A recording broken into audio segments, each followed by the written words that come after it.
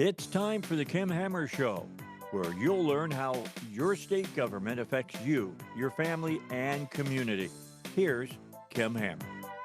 Good Saturday afternoon. Hope you've had a great spring break. Reality kicks for all you kids Monday morning and teachers, so get ready for it and enjoy your final weekend just before the spring break is over. Just want to make one comment. Robert, it may be of interest to you or may not be of interest to you, but watching the game Thursday night, enjoyed the victory, enjoyed the way that the Hogs played with determination. I think they have set themselves apart as far as being champions at the national level and bringing a lot of respect to the university sports program. But one of my great moments of the night was when Musselman looked straight into the camera and said to all you unbelievers and all you that have been trash talking us and selling us out short, take that. And I appreciate it about him because he just handed it to him. You know, a lot of people talking down about the Razorbacks not being able to hold it. And it is a great moment for the University of Arkansas Razorbacks, and hopefully we'll go on and take it to the next level. But I appreciate Musselman telling all those sports commentators, your opinion doesn't matter. We've got the win. All right, speaking of the win, we got Robert Steinbuch in our office in the studio today. No stranger to this studio by any stretch of the imagination. If you listen to 101.1 on a regular basis, he is a guest with Dave Ellswick. And Robert, great to have you on this morning. Great to be with you, Kim. You know, we've been working together well before you were even on the radio. I think I started working with you and one other elected representative maybe a decade ago at this point, working on legislation. So it's great to be with you in this capacity. Yeah, we do go back a long ways because, and I don't even remember how we got acquainted, to be honest with you. I don't know if Dave brought us together or how it was, yeah. But certainly we've worked together on a lot of legislation, and you've made your presence known around the Capitol through legislation and just trying to be a champion for conservative causes. So let me just ask you this. You've been on that side of it. What in the world were you thinking that you wanted to get into a political race? You're exactly right. I'm nuts. Yeah. Well, I'll tell you. As you know, we've had all this redistricting, and I, like everyone else, have been paying attention. And the district that I live in is now a winnable district. Doesn't mean I'll win it, but it's a winnable district. So I said, okay, well, I've been helping out legislators all this time. I'm confident that we will get a good Republican to run, and I will continue to do what I've done for the last decade with state senators and state reps. And I waited, and I waited, and no Republican stepped up. Now, here's the interesting thing. I have a primary opponent, but I'm sincere when I say no Republican stepped up. Why do I say that? Because my primary opponent doesn't have the word Republican on his website. My primary opponent says he avoids party politics. My primary opponent voted in the last primary in the Democratic primary. So I said, well, we need a Republican running in my district, and that guy ain't no Republican. That's why I decided to run. All right, give the geographical area. Yes. So it's in Little Rock. It's from Riverdale in the east out to Pinnacle in the west, and it's bounded by a little bit past Cantrell in terms of the south, except all of Pleasant Valley is included. And Pleasant Valley is so important for a couple of reasons. One, there are a bunch of conservatives living there, and that's how we can win this district. If the Pleasant Valley folks get out and vote in this primary, and then, of course, in the general as well. And secondly, Pleasant Valley, perhaps more than any other area within the district, or at least equal to, has seen an increase in crime that is overwhelming. And they know that they need to elect someone whose main priority is addressing the crime problem. And you hear, by the way, these folks who don't even understand government, don't understand politics, and well, crime, you know, that's city police. Cities exist at the pleasure of the state. We brought them into this world, and we can take them out. Now, I'm not looking to destroy the existence of Little Rock, but what I am saying is we can bring state police directly and through task forces in to patrol our streets because the city's not getting it done. By the way, that doesn't mean that the city cops ain't good cops. I know city cops. They're great cops, but they're hamstrung by this leftist administration. So we need state police helping us to restore law and order to this community. You talked about destroying the existence of the city. I think that ship is sailing under the current administration, that if something different is not done, then the city of Little Rock is not going to rise to the level to where businesses want to come or where people feel safe. And as a state legislator, you can pass the laws that the local law enforcement and others that are in enforcement can uphold and arrest people for. But the problem is that if you've got a city or a municipality, even a county, that is not willing to let their law enforcement do what they're supposed to do and back them up 100%, then no matter what law you and I pass, if you, as you say, hamstring the law enforcement officers, it makes it difficult for them to be able to do their job. Or if, as a local municipality, you defund them or cut their funding back, it could be all the laws on the book. But if you don't have the support of law enforcement to do their job, you get the direction that the city is going. Well, that's exactly right. There was a carjacking around the corner from here and around the corner from where I live, because I only live a few miles from here. And the two people were both shot, albeit not seriously, thank goodness, just by chance. 20 bullets were shot at this car right around the neighborhood in the Heights. And the victim went to the mayor, and the mayor said, "I'm praying for you." By the way, unlike you, the mayor's not a preacher. So it's great that the mayor's praying for me, but I didn't hire him to be my priest, my reverend, my imam, my rabbi. I need him to enforce the laws. I've got my own spiritual representation. And that's what's wrong with this city.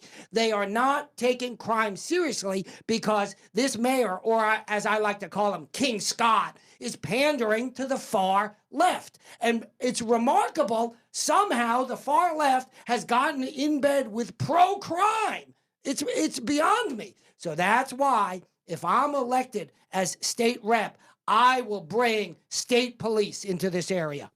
That's a pretty tall order, because you got to have the governor's support to do that. Well, absolutely. But you know how we get the governor's support? After I get legislators' support. And you and I have worked together already in the past and gotten legislators' support on bills that initially we didn't think we would get. And then when we move forward with a strong bill, guess who has a hard time not signing it? The governor. So I agree with you 100%. But we'll make it happen the same way we made it happen in the past. So, with regards to the area that you represent, you said it is a winnable area. That's Why right. do you see it as a winnable area where historically has not been? Yeah, because it's changed. So they eliminated one area that was very Democratic, and they added in Pleasant Valley, which is much more conservative. And I think there's also a tide change. Generally, people have seen what the Democrats are doing, and there are a lot of independents in my area, and they are going to swing to the right, many of them. And for those reasons, I believe this is entirely a winnable area. My primary opponent is playing old politics. Why doesn't he say he's a Republican? Why did he vote in the last primary, in the Democratic primary? Because he doesn't even understand the politics of this area. He doesn't understand what this area needs. He's too busy out literally on his yacht. He reminds me of, remember the millionaire on, what was that TV show? Gilligan's Island, right? The detached millionaire. Well, I'm running to represent the people. I'm running to provide security and safety. If you're rich, if you're out on a yacht, you know what? That doesn't much matter to you. But if you're living like I do and most people do in this district, afraid of the crime, afraid of what's going on in Little Rock these days, then you need representation who can address that. All right, let's talk about what you're going to work on. You've got on your push card. Incidentally, nice car. What is that? That's a 71 Mustang. All right. I thought by the door handle and by the style, that must be what it is. So that's a good car. What about your platform, though? You got down here, Freedom of Information Champion, former auxiliary police officer. Those are some of your qualifications. Talk about your qualifications to be a state rep, and then talk about what you will work on as a state rep if elected. Indeed. So you mentioned two things, right? One, I'm a former auxiliary police officer. And the point of that is I understand criminal justice issues. I was also, by the way, a counsel in the United States Senate Judiciary Committee, and my portfolio was crime.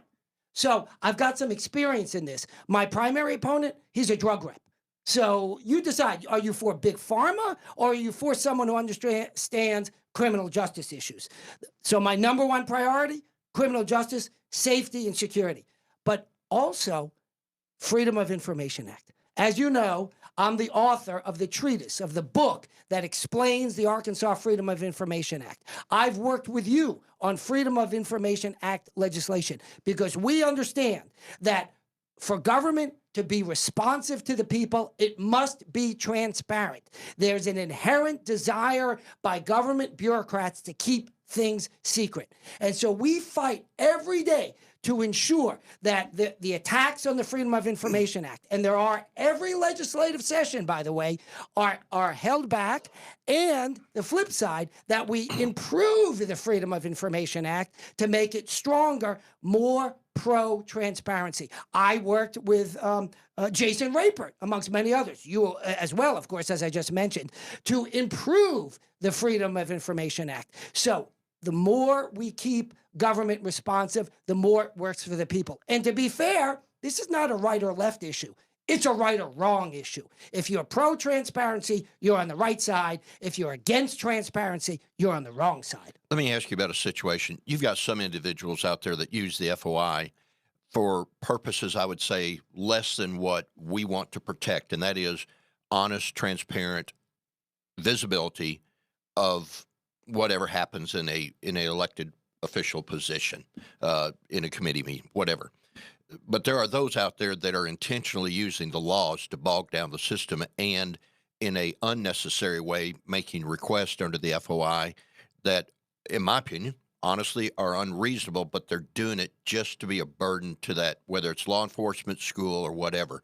What's the balance between making sure the pipeline is open, but yet having individuals that are just really, all they want to do is just make life miserable for whoever's got to stand at the copy machine or go through it and send it? Well, we worked on exactly that issue regarding law enforcement with Jason Rapert, and we came up with what I think is a very good middle ground, and it was regarding getting the videos, you know, like the dash cams and the person cams.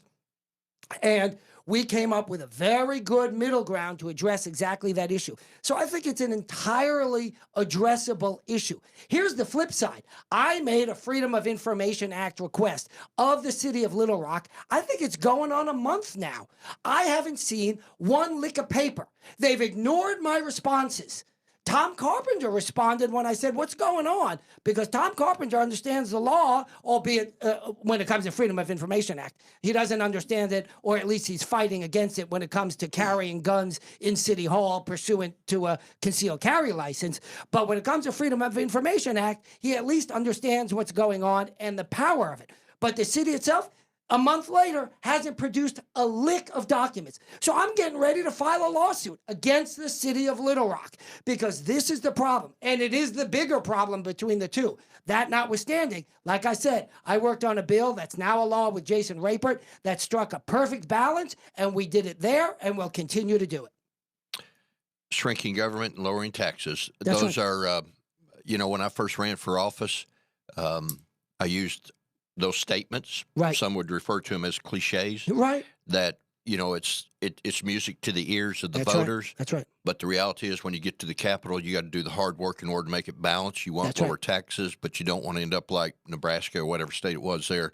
You know, they let the pendulum swing too far, too fast, and then had to come back and add taxes back in. Right. What is your view? What are your positions or your policy attitudes with regards to shrinking government, lowering taxes, and what do you visualize how you would make that happen? Indeed, we can start shrinking government immediately. Let me give you an example that I discovered. How did I discover it, by the way? Freedom of Information Act. The Arkansas Economic Development Commission. That's a state agency. That's a state government agency. And I made a FOIA request, and I discovered that they are funneling hundreds of thousands of dollars to the Arkansas Chamber of Commerce, which is a private lobbyist. A private lobbyist for mega business, and we're paying for it out of our tax dollars. By the way, guess who works for the AEDC, the Arkansas Economic Development Commission? My primary opponent. They're funneling hundreds of thousands of dollars to a private lobbyist. And remember what this private lobbyist said. Well, we think we can mandate that you get the vaccine on your free time. I'm all for business being able to do what business wants to do. You know the old saying, no shirt, no shoes, no service. Meaning, if you walk into my business, well, guess what? We control how you operate within reason. But I'm not for business telling people what they can do on their private time. You want to have a vaccine or not have a vaccine on your private time? That's up to you, not up to big business. And this mega business lobbyist group that has money coming out of their ears is financed with your tax dollars, with my tax dollars. So I have plenty of ways to start cutting if we're serious about cutting. What about with regards to the lower taxes? Well, that's what comes with it, right? Once you start cutting government, you cut taxes. What about this terrible tax that we have on used cars? Used cars. In other words, the government collected the tax when that car was sold already. And now they say, oh, but if you sell it again, even if you sell it to your grandson, you're going to pay taxes again. And we couldn't even cut it for certain lower income folks. We cut it at the very tiny margin, but not the bigger margin. It should be cut entirely. The government's entitled to collect taxes on that sale at best once, not twice, not 3 times. You're a constitutionalist lawyer. Yes, sir. And I take it you interpret it in the original. Indeed, I do. Yeah, I know you do this. I know it. Okay, so when it comes to double taxation, what do you think would happen if an attorney general's opinion was written and asked to look at double taxation in the state of Arkansas on things such as what you just mentioned, the used car tax? Right. What would be the workaround? What would be, do you think, the anticipated results of such a request, or as it is currently structured, totally allowable by law? You're talking about, are you wanting to just wipe out like the used car tax altogether? I want to wipe out the used car tax entirely. I don't see a reason for a used car tax. I don't see why Arkansans need to pay twice. Somebody paid the government already for that sale. Why is it every time you turn around, the tax collector is there with his hat and his gun telling you got to pay? They collected once, that's enough. And you know what you hear from the state, from the bureaucrats, some of them who are elected, by the way, but the bureaucrats say, well, we got to pay for the highways, and that pays for the highways. You just put in the Constitution, no less, a half cent out of every dollar, mind you, tax to pay for highways. If that ain't enough, then you're doing it wrong. It's that simple. You're doing it wrong. We collect more than enough money to get it done, and what's the problem is that we are overtaxing our population. And there's a limit. And the problem is that government does too much. We need to rein in what government does. We need to say no more often, and we need to reduce the burden on hardworking Arkansans. Protect life. You got that on your push card. Indeed. Your I'm pro-life. thoughts or concepts. Yeah, look, the notion from the left is that get this, there's a constitutional right to an abortion. I ask you this, find me where in the Constitution it says that. I'll give you $1. I'll give you $1,000 because it doesn't say that. And the same folks, by the way, who tell you it's in the Constitution, the right to an abortion, ignore the Second Amendment, which is explicit. It's explicit in the Constitution. So I'm just tired of these fake constitutionalists, these leftists, making up notions that simply do not exist. Look, if California wants to create a law that's pro-murder, they're entitled to, because the Constitution doesn't prevent them from doing that. What the Constitution does is not speak to the issue. It leaves it to the states to decide what to do. So what do you think will be the outcome of the Supreme Court with the Mississippi case being before them? You got any predictions you'd care to mention? I do. I think that the Supreme Court will rein in, but not eliminate Roe versus Wade. Rein in by giving it back to the states and let each individual state determine it? To some extent. They will not entirely turn it over to the states, is my prediction, not my wish, to be clear, right? Understand. Right. The reality. Right, exactly. And so the prediction is they will say, yes, you can restrict abortion more than you've done in the past, but they will say you cannot eliminate abortion. That's my prediction, not my wish. Okay. And with regards to liberty and our God-given individual freedoms. Right. So there's two that come up. One I already mentioned, responsible gun ownership. I'm a responsible gun owner. You can go on my website and see me training with guns. because everybody has the God-given right to defend himself. The flip side is, if you're an irresponsible gun owner, you're not a good spokesman for Second Amendment rights. I'm a good spokesman for Second Amendment rights. And the other one, First Amendment. The left has gone off the deep end on First Amendment. The left says, well, if I don't like what you have to say, that's an attack on me, and that's not protected by the First Amendment. Hey, Kim, here's the thing. The First Amendment always protects so-called offensive speech because nobody objects to greeting cards and nobody objects to nursery rhymes. The First Amendment is there because somebody don't like what you're saying. You're not a little bit passionate about just things, a little bit. Just a little bit. I imagine everybody had to turn the volume down on their radio by now. So, well, I've had my coffee, that's for sure. Well, yeah, you probably had more than one cup, Indeed. I'm sure. But all right, got 2 or 3 minutes before. Who drew your picture anyway, man? That's a computer program that took a photograph and converted it into a drawing. Isn't that great? Yeah, it is. Yeah, take a look at my 20 website. years younger, man. You took Indeed, all the I'll do wrinkles anything out. I can get. Take a look at my website. What is your website? Steinbuch for Arkansas, and Steinbuch is spelled the German way, STEINBUCH for FOR, Arkansas.com. All right, there you go. One last question. Yes, sir. Sometimes issues are presented before us as legislators that are of a national level. For example, this past week, I've noticed that DHS, Biden administration, has started allowing immigrants to be dumped into the state again, not particular our state, but into the United States. And so every once in a while, we are confronted with people who want us to take positions on national issues. Of the national issues that are out there, what are your opinions? You may not, as a state legislator, be able to do anything about it. And some people have a hard time differentiating our abilities from the right. Senate Right, at the national level, at the federal level. So what are some of your thoughts as far as the national issues and what we as a state are able to do?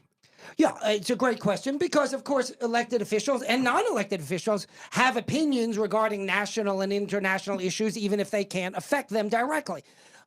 Look, the Biden administration's weakness is why the world is the way it is today. What the Biden administration did in Afghanistan, it led directly to what's going on right now in Ukraine. There's no way that if we had a strong president that Putin would have invaded Ukraine. It's a tragedy what's going on there, and we're not doing enough, by the way.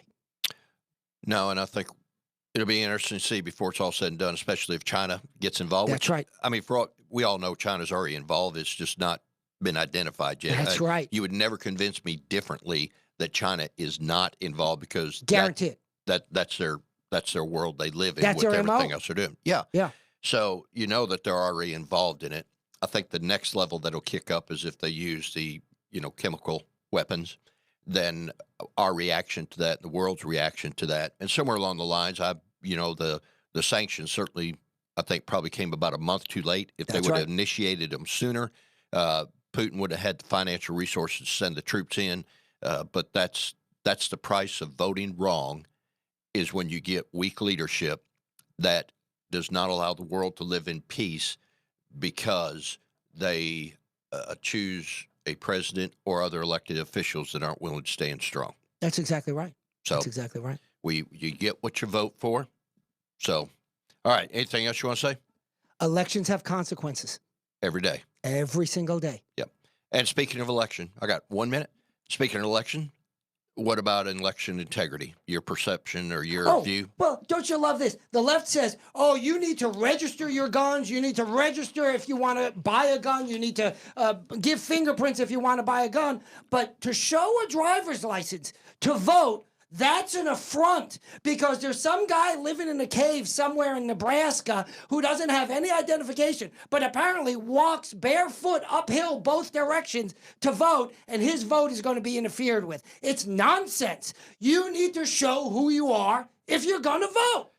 I might catch it for this, but you're assuming that everybody on the left is a Second Amendment carrier. Yeah, exactly. So, obviously not, right? Right. All right. You've been listening to the Kim Hammer Show. I have had on this half hour as my guest, Robert Steinbuch, who's running for the state house. What district is that? 73. 73. Yes, so sir. if you live in District 73, Yep. which is geographically... That's from Riverdale out to Pinnacle and including Pleasant Valley, all in the Little Rock area. Well, if you live in that area, you got an option to vote for Robert Steinbuch. And this May 24th, I need your vote in the primary. The primary matters. I've got a non-Republican opponent in the Republican primary. All right. You're listening to Kim Hammer Show. When we come back, we're going to have Conrad Reynolds on. He's going to come on for the last 30 minutes of the Kim Hammer Show. You can go up to KimHammer.com, the KimHammerShow.com, and watch this interview again, or just follow the website and be kept up on important information. We'll be back right after the break with Conrad.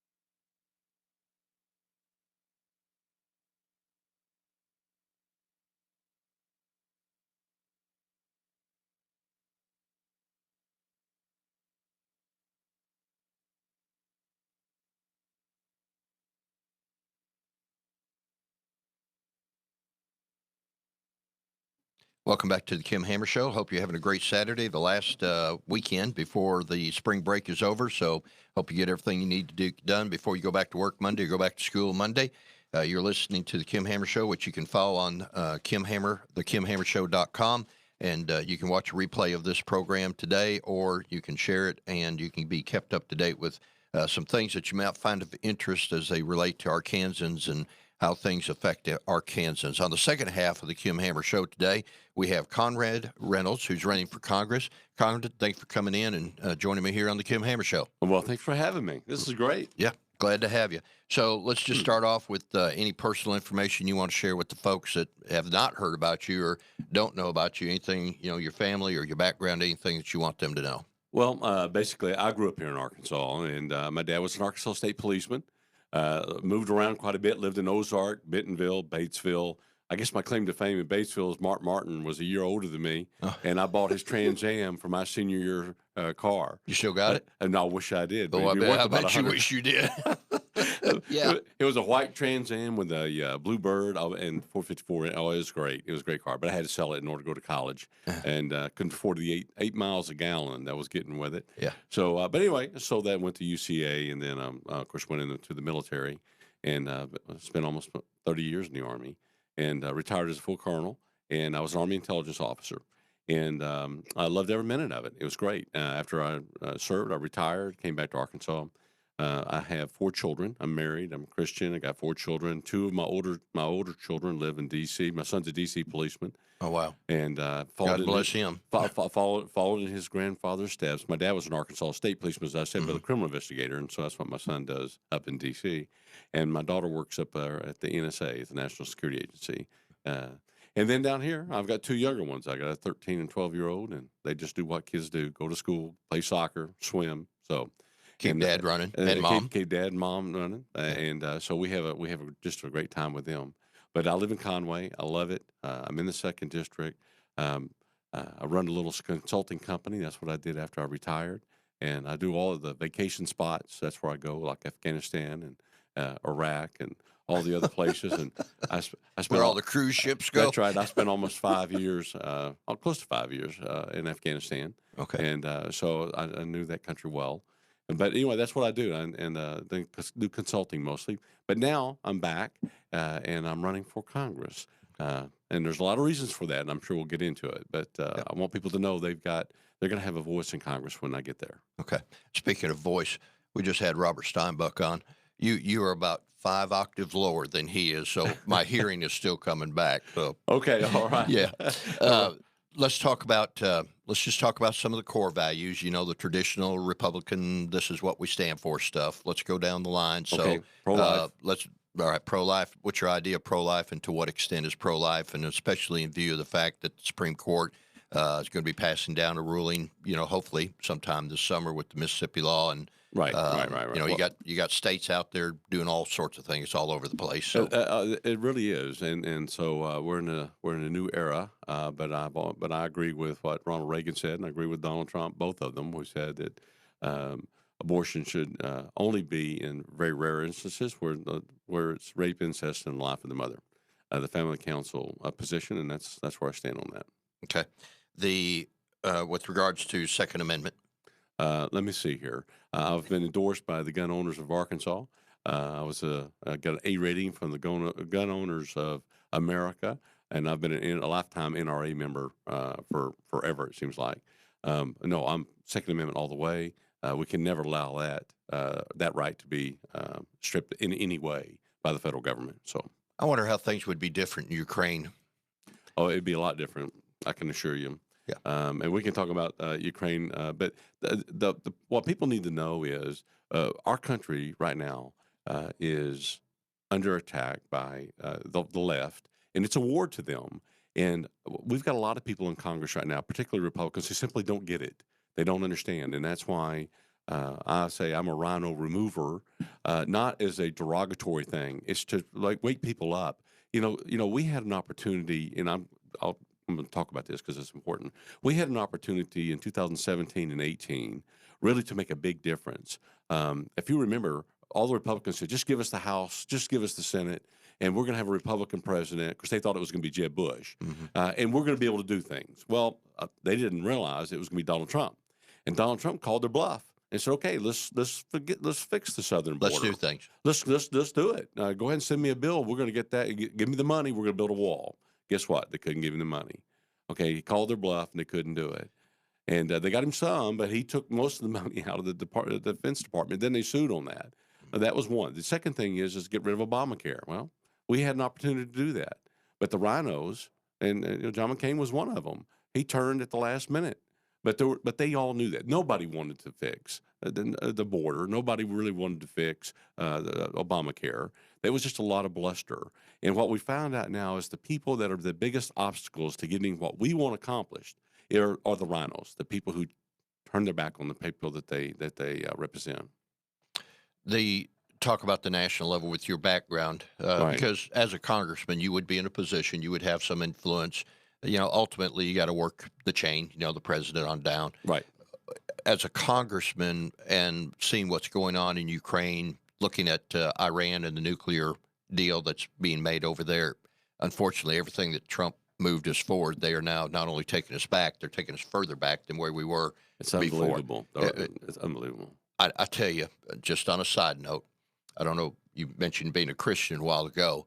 If you don't believe we're in the last times, or the last times aren't on the horizon, you just got your head in the sand, Right. because right. this is all coming into place, and we're seeing it lived out before our eyes, Right. as far as the return of the Lord and just the things that are falling in place that no man could have orchestrated, only God could be allowing. Right. As a congressman, what do you see your position of influence, utilizing your 30 plus years, especially in an intelligence? What would you try to do? Oh, I've got too many to talk about right now, but here's a couple of things I think I can do. I'm one of the few people who actually will be in Congress who has a top secret clearance already, and I had to take a polygraph even last year. So I'm one of the few people who's already been vetted before I ever get there. That's number one. Number two, I've got a lot of experience, not just in the military, but across all the other agencies, the Department or the FBI, the CIA, the NSA. I know them all very well. I've worked with all of them. And we have a real problem right now in our federal government. We got a problem with corruption at all those higher levels because they're infiltrated by people from the far left. If you don't believe me, I can tell you right now, in one organization, NSA, they've got in their signature block the preferred pronoun. Okay, these are the higher level people in some of these agencies. They're going woke, and they're destroying our federal government. They're destroying the trust that we have in these agencies, and we have to be able to trust them. So one of the things that I want to do when I get there is we need to look at trying to fix those and get rid of those people who are forcing in the woke mentality and doctrine on these agencies. And so, go ahead. No, I was just going to say to that point, about the pronoun business. We've got friends that are in the military, and one of their highest level of frustrations right now, and one of them's a buff. I mean, he's masculine, Right. The orders that are coming down that they are told not to present themselves as so masculine that is offensive to some. And I'm just thinking, my gosh, we have absolutely lost our ever loving mind. I want the guys and I want the gals, guy or gal. I want them out there looking as mean and as lean as possible, and having the administration backing them up, saying, just don't screw with these guys or they'll put you under. Well, first off, they're messing with the mission of the military. What's it there for? It's there to win wars and kill the other guy and protect our way of life. And protect our freedom. And protect our freedoms. And that's what we have a military for. But they're trying to make it a social experiment. And unfortunately, I know a lot of people that are being forced out. And a lot of people will not get promoted because of their political ideology.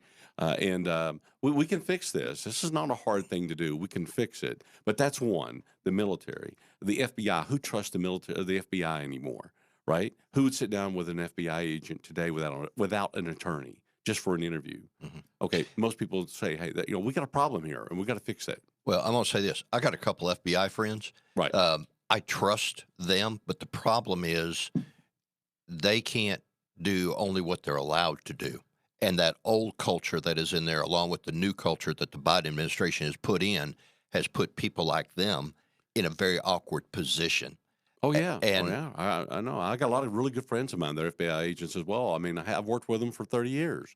But all this started, it didn't start just under Biden. Let me tell you, this all started under Obama. And it took a few years for the people he was promoting and elevating to positions of leadership in all these agencies. This all started years ago.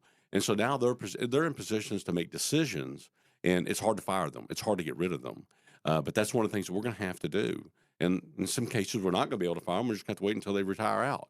But one thing we can do is that as a congressman, we have oversight, and we also have the power of the purse. We can withhold funds if they're doing these things, and that's what we need to do. But we got to have people that have a backbone to do it, and I'm one of them. So, do you think going up there, and I'm going to be very optimistic that we're going to take the Congress back? We're still going to have what will become hopefully a lame duck president, right? And some people would say that he's incompetent. I think I've even made that statement. I want to retract that statement. Say I don't think he's incompetent. I think that he's just fulfilling what has been his historical perspective on things, and he is playing it out. Right. Do you, as a congressman going in with the House and the Senate, feel that you can utilize your influence, or how would you utilize your influence working as a freshman going in to help address these things and make a meaningful impact? You'll be one of, what, 435. 435. You've made that statement before. So how do you see that you're going to go up there and make the splash you hope to make? That is a great question, and the answer is you can't do it as an individual, but you can do it if you align yourself with people that think like you. I think the Freedom Caucus is that group of people that I want to be a part of, because they have the most conservative ideas, and they have the ideas that most people in Arkansas agree with and want to push forward. The problem is we have nobody, not one of our congressmen is part of the Freedom Caucus, not one. And so I think that is a shame. They should be. Instead of 40 people in the Freedom Caucus, we need 140. And so I'm going to be the first congressman from Arkansas in the Freedom Caucus. Well, for those that don't know, the Freedom Caucus is what? Just give a quick... Freedom Caucus is the most conservative group of people that meet in order to try to make a difference and push forward legislation that is conservative in nature. It was started by Jim Jordan. Most people know Jim Jordan and Mark Meadows back in 2015. And they invite people to be part of their group. You can't just join. You got to have your mind's got to be in the right place. Your values got to be there. And they invite you, but not one. They won't invite any of our guys because they're too liberal. That's what I was going to ask you: is have any of our guys been invited? No, because they're not liberal. They're not conservative enough, and they need to be. In Arkansas. We should be the most conservative state out here, but apparently we're not. And I can give you several examples if you want to talk about some of them. Like, for example, the bill that just passed in November, HR 550, which is the National Vaccine Database. Okay, it's a tracking database. Don't take my word for it. Look at the statements by all the other congressmen that voted against it. But we had 80 of ours, 80 people, 80 Republicans vote for it, and French Hill was one of them. And that's a problem because it can be used as a tracking database, and that's what they said. And I'm just telling you that was a bad vote. I don't know why he voted that way, but the people in Arkansas don't want it. I don't want it, and so he's my representative too. And this is what I tell people on the campaign trail. Look, I ran against French Hill in 2014, right? He won fair and square. That's fine. And I supported him. I wanted him to be a successful congressman, but he has not represented my values in many of his votes, particularly the January 6th vote, where he was one of 35 Republicans that turned their back on constituents and voted for this January 6th commission that turned into this committee that we have right now. He gave Nancy Pelosi a win. He praises Liz Cheney. These are the kind of things that I'm telling people. You cannot continue to vote for people who espouse those type of views and expect them to represent you in Congress. And he's not doing it, and that's why I'm running against him. Why would you not have voted for the inquiry on January 6th? Because it was nothing more than a witch hunt. We all knew what it was going to be, and that was it. There was this idea that we want to find out what Nancy Pelosi knew. Are you kidding me? That's a joke. There's no way. That was never going to happen. And that's why all the other Republicans saw that for what it was and said, no, we're not going to go down this road. Now, it doesn't mean that the people who actually committed crimes shouldn't be, prosecuted. Of course, they should be. If you broke the law, you should be prosecuted. My son's a DC cop. I mean, I'm all for the police, but I will tell you that what they're doing is making it political. It's a political witch hunt. They're going after everybody. If you've seen who they're trying to subpoena right now, this is ridiculous.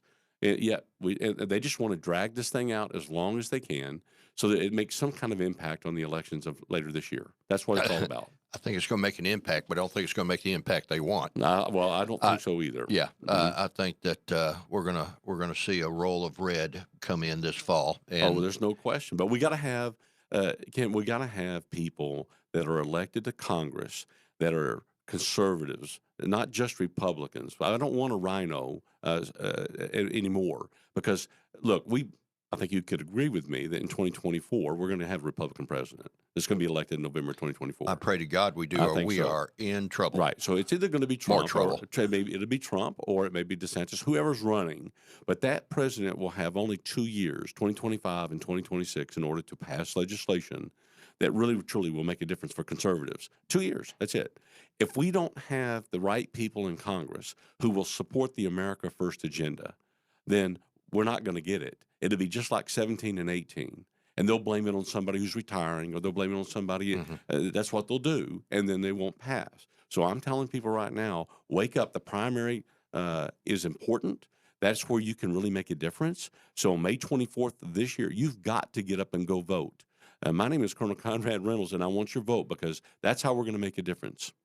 So what would you plan on working on when you get up there? Securing the border. We've got to secure the border immediately.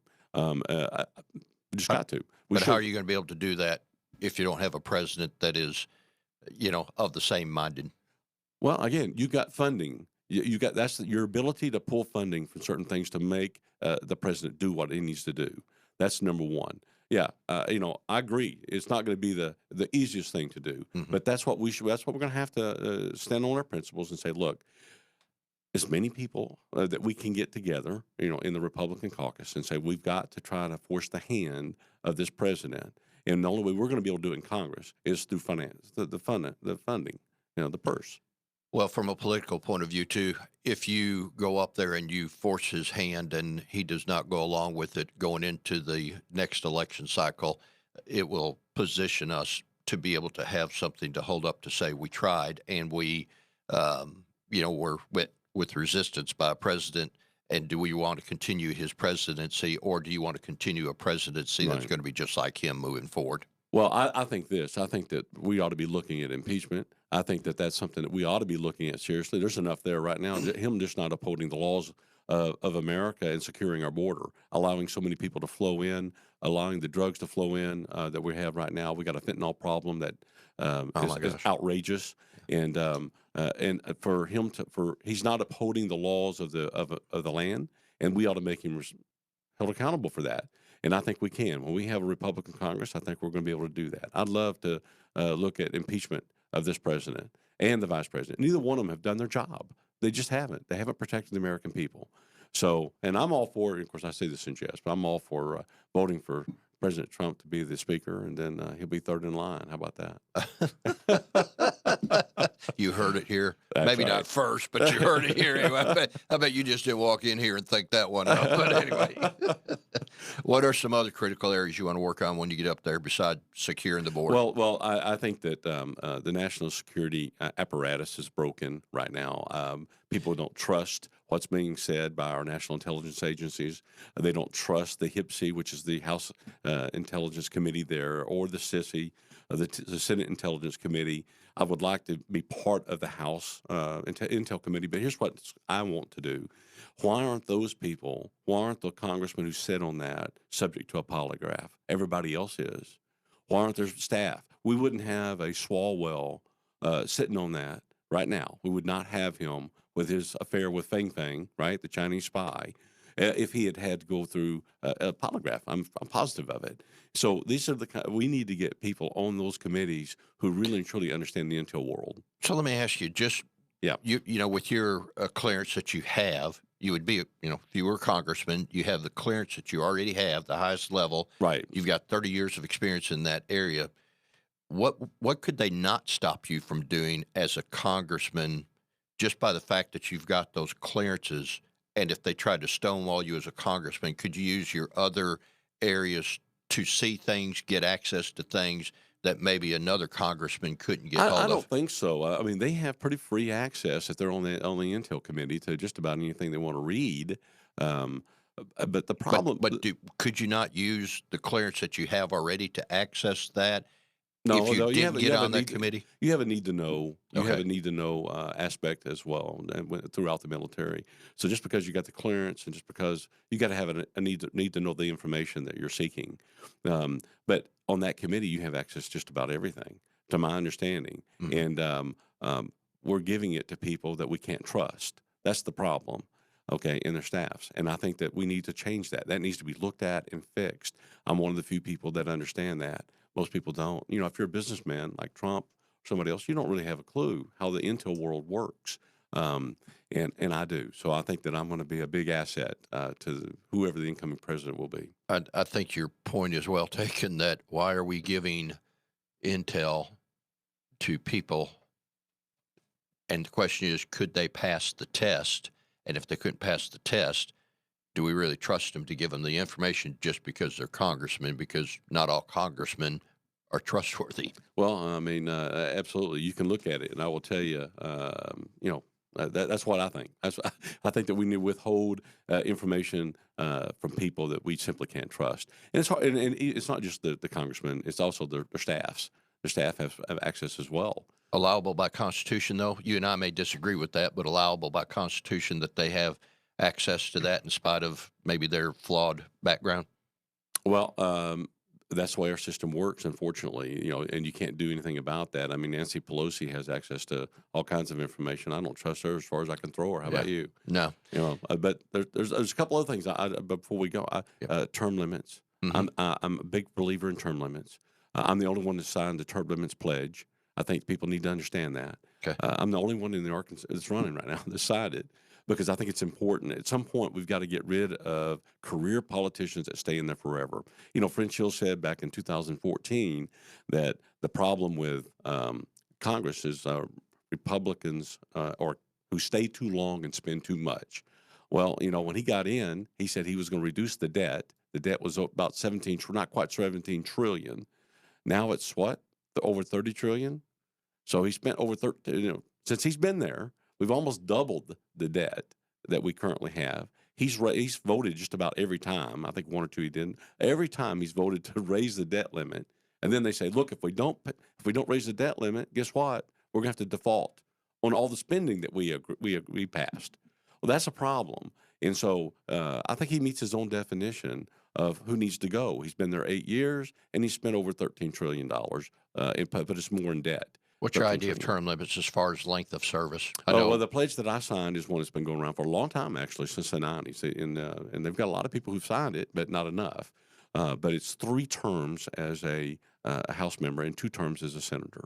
Pretty much mirrored after, although we tweaked ours last time, but that pretty much mirrors what we do here in the That's state. right. Well, it's the same group. The Yep. same group.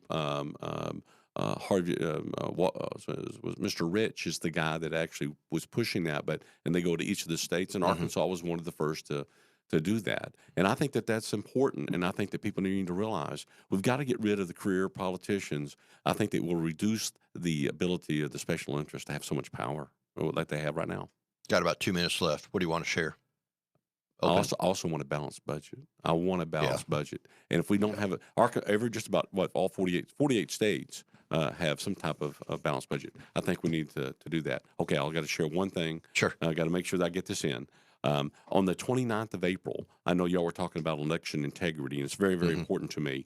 We're going to have a little fundraiser, but it's on April 29th. You can go to my website at electconrad.com, electconrad.com, or you can call me at 501-339-9000.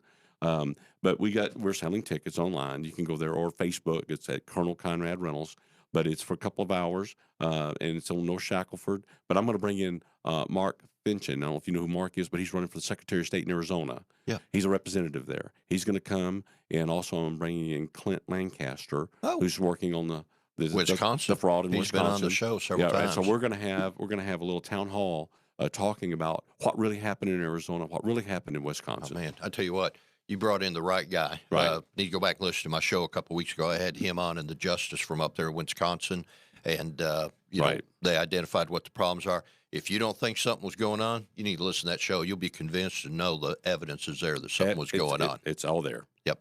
All right. Got to go. Conrad, thank you for so coming much. and Yes, sir. joining me here on the Kim Hammer Show, and best of luck to you. You've been listening to the Kim Hammer Show here on 101.1 FM The Answer.